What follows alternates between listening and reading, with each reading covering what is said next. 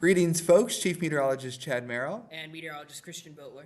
And wow, what an evening we had. The cold front came through. It's cooled down Yes. considerably.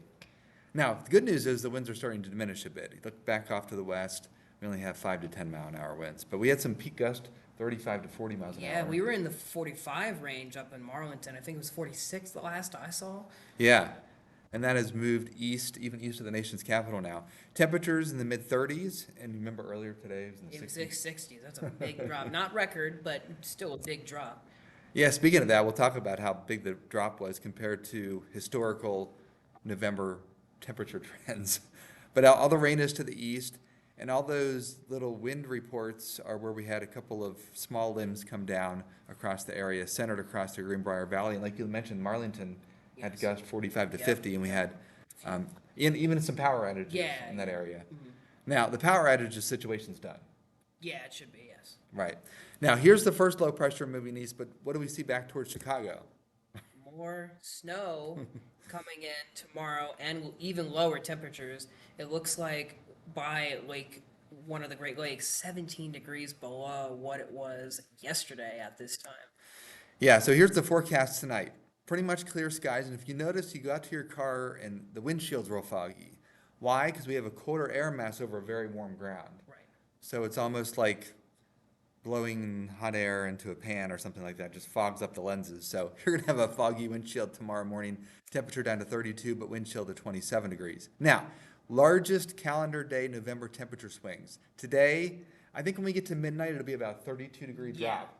around there. And then the top three, or the top two, I guess the first or two, or first and second there are tied for first place, but is 36 to 37-degree drop. So we're not too far off the mark, but definitely Yeah, not there.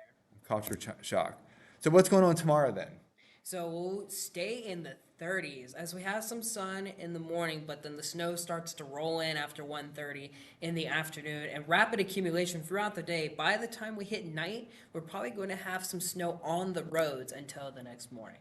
That's exactly right. These flakes are going to be very large when they start tomorrow afternoon. No trouble in the road for 1:30 in the afternoon. 1:30 to 5:30, things start to get a little dicey. Secondary roads will turn snow covered by 5:30. The main roads will stay wet. Now what happens tomorrow evening into the overnight? Now, all the roads will be snow covered about an inch or two on paved surfaces, which does not bode well for overnight travel on Thursday. Now, this is not Thanksgiving, folks. This is this coming Thursday, tomorrow.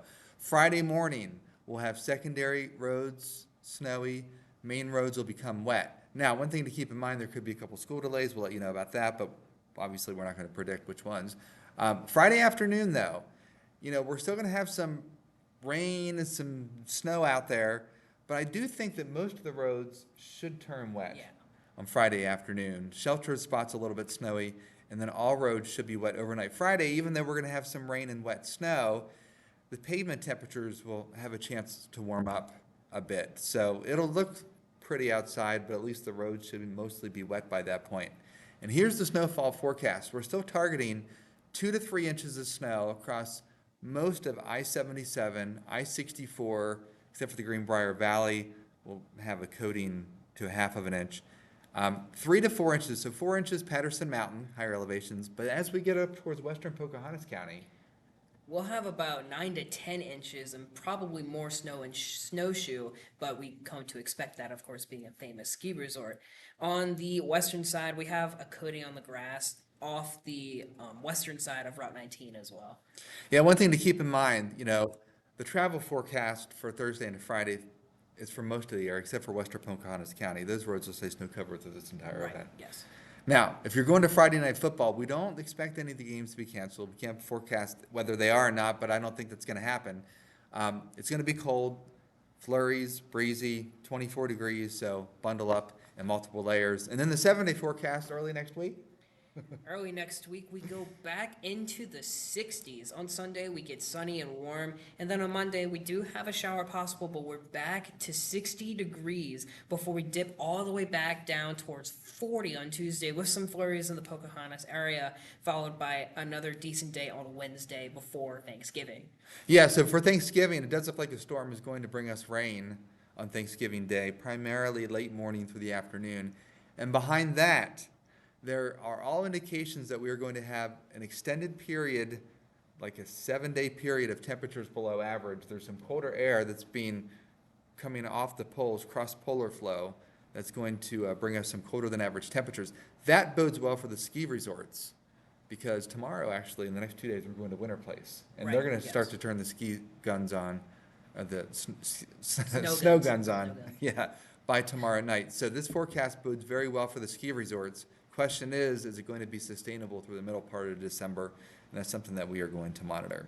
All right, folks, for meteorologist Chad Merrill, And meteorologist Christian Boatware. have a great evening.